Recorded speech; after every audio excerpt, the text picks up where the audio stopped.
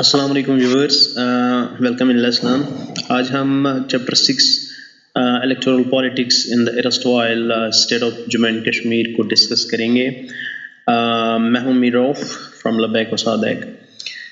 मैंने दो वीडियोस जो है अपलोड किए हुए थे रिलेटेड टू दिस चैप्टर, जो revocation of article 370 and 35A part 1 and part 2 उसको अपलोड किया था।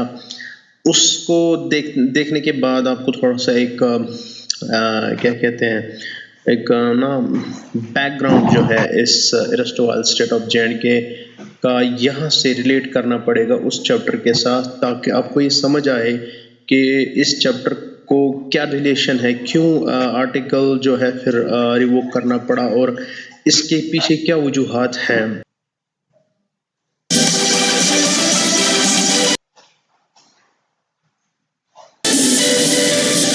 तो चलें स्टार्ट करते हैं ये टॉपिक।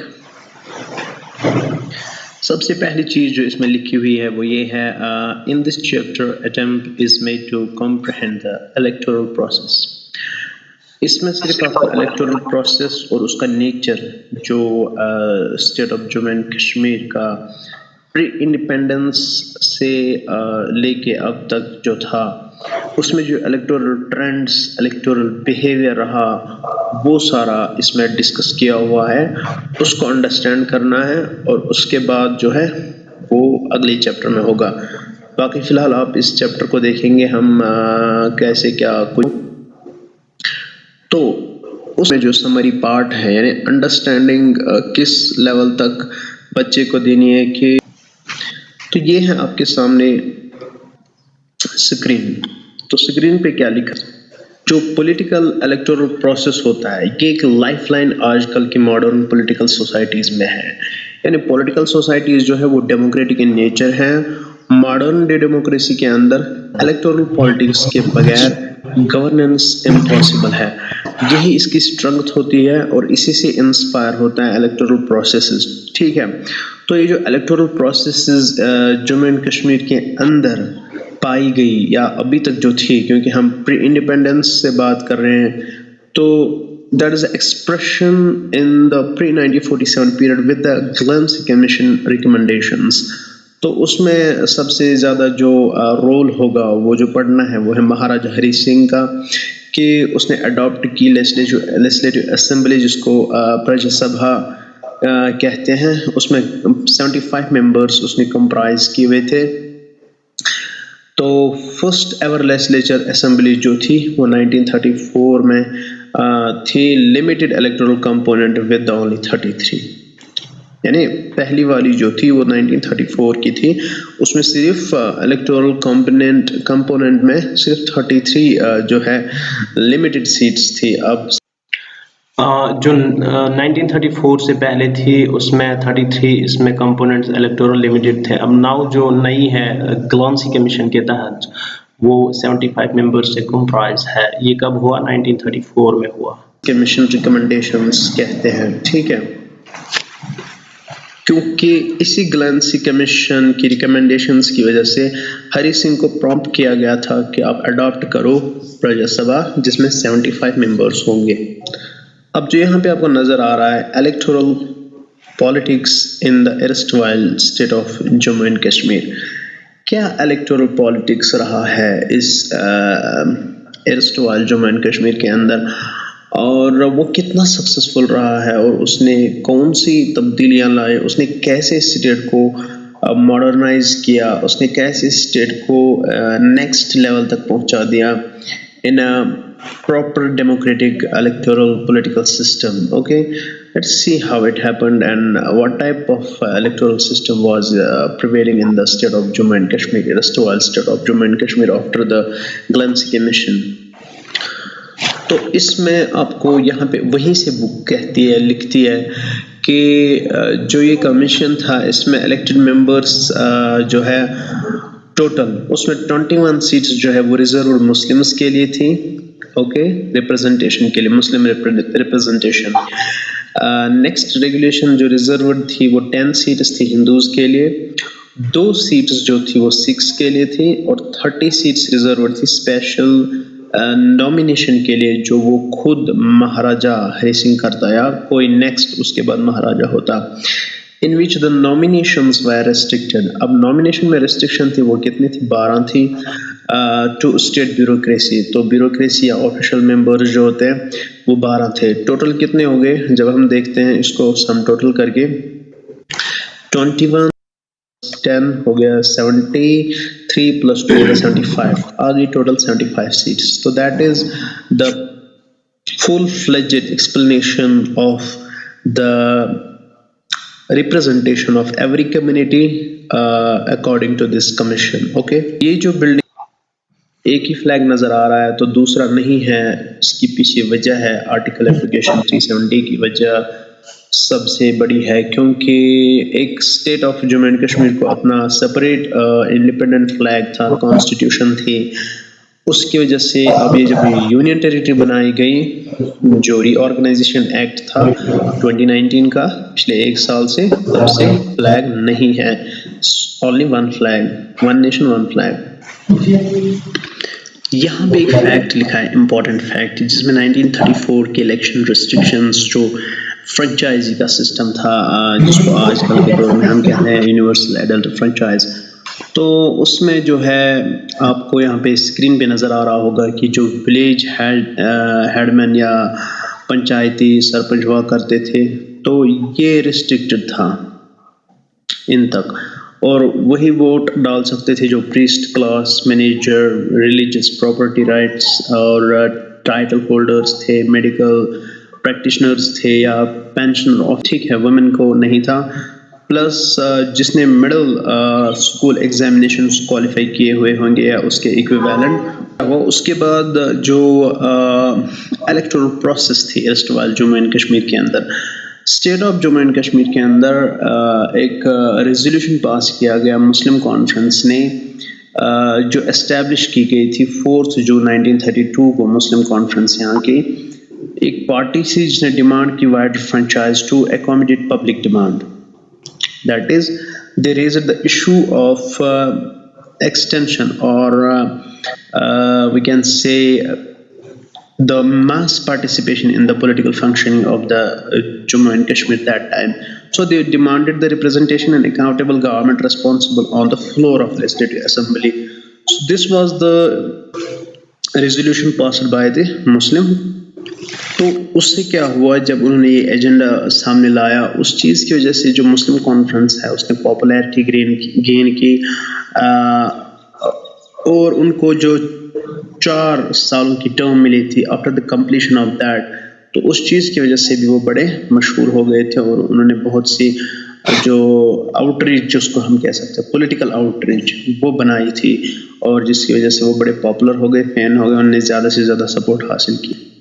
नेक्स्ट जो पार्ट डिस्कस करना है वो है डेमोक्रेटिक पॉलिटिक्स। ऑल्दो लिखा हुआ है, हमने अभी डिस्कस ऊपर किया कि मुस्लिम्स के लिए जो है रिजर्वेशन रखी गई थी 21 सीट्स की, तो ये लेजिस्लेटिव असेंबली जो है प्रजा सभा ये एंड हो गई 1937 में, 31 दिसंबर 1937 में मुस्लिम कॉन्फ्रेंस ने जब कैप्चर की 19 सीट्स आउट ऑफ 21 सीट्स जो रिजर्व मुस्लिम्स के लिए थी रिप्रेजेंटेशन के लिए।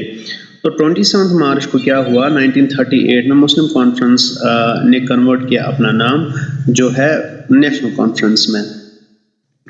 तो दैट मीन्स यहाँ पे जो पॉपुलैरिटी है वो कन्वर्ट हो रही थी, सीट्स के ज़रिए सामने आ रही थी, लोग सपोर्ट कर रहे थे, लोगों ने इनकी डिमांड्स को जेन्युइन माना, और इन्होंने आगे ये जेन्युइन डिमांड्स जो है हमेशा रेज की अपने पॉलिटिकल जो एजेंडाज होते हैं वहाँ पे।